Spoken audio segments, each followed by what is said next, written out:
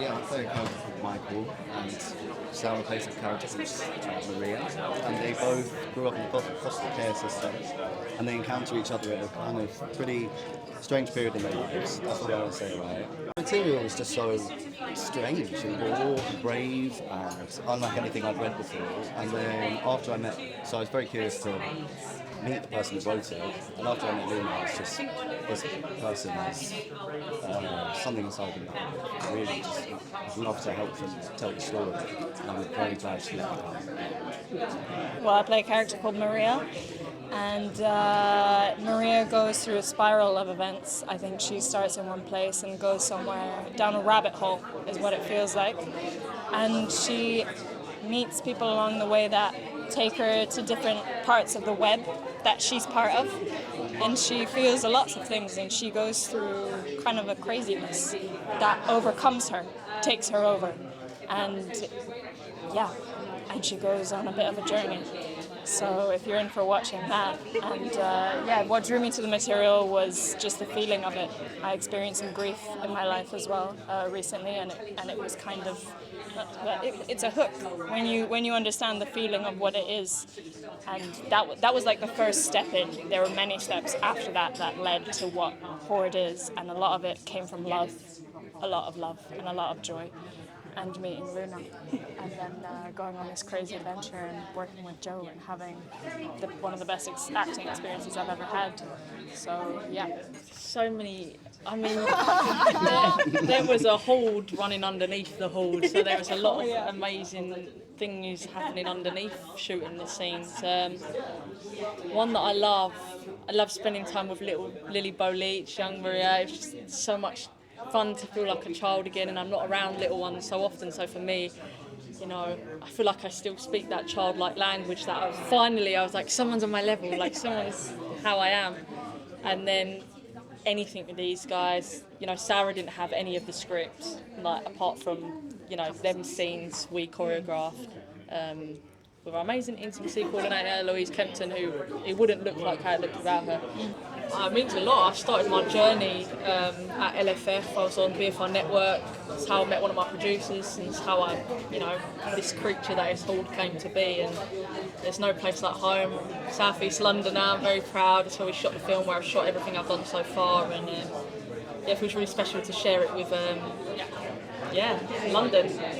Yeah, really special to share it with London. I've been here for like 8 years. It's been a home for me. And it feels kind of crazy. It feels kind of crazy to have something you've put a lot into kind of manifest itself here with a London audience where it kind of belongs. Share it with the people happy. Why this topic? Long story, really. I mean, it's no synchronicity that I wrote this in the spring of 2020 when none of us knew where life was heading, and we were all in this collective limbo. And like a lot of people, I'm sure my brain just entered the past and sort of filing cabinets of memories. And I lost my sense of smell, which is such a big part of this film, like smell, and even on set, loads of smells. And I mean, recording is such a specific, I don't even want to say mental illness, but it's like one of the only ways that people physically compartmentalise what's going inside of themselves, and people can hurt you and things can't, and there's, Maria and Mother find sanctum in objects and things, and like a lot of people, smells and objects can shimmer and trigger you back to the best of times and the worst of times, so hopefully that's why people will connect with it. Yeah, that's what connected me to it. I mean, it was like I got some sides. I didn't know much about the project, and it all came from feeling. It was feeling based. It wasn't something that you think about too much. Something that comes from your gut, from your heart, and from everything else that just like starts tumbling around. And it's a film that hopefully triggers lots of things and makes you feel alive, and makes you feel scared, and makes you feel love, and makes you feel everything. It's a film that has a lot of things next to it, and it's not one thing. And I think that is what drew me into the project. It wasn't something specific I could pinpoint. It was something within me that felt strong, that felt like I had to give everything I had to it. Yeah. I've got to clarify that because of the BBC were worried that I was spraying sperm everywhere, and I just would like to say that I did not make this scent.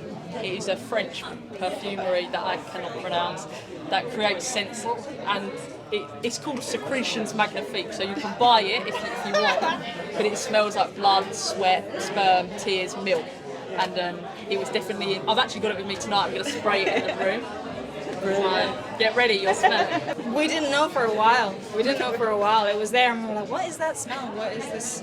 Well, because there's a lot of objects, and there's a lot of material, and there's a lot of sweat, there's a lot of hormones that are pulsing through your body, and you're making this thing, you're in a space, and you're creating horde, and you just think it's like, it exists, and it did. It became part and parcel of the whole thing. It was part of it. And then when we found out, I mean, I laughed. I wasn't surprised, to be honest.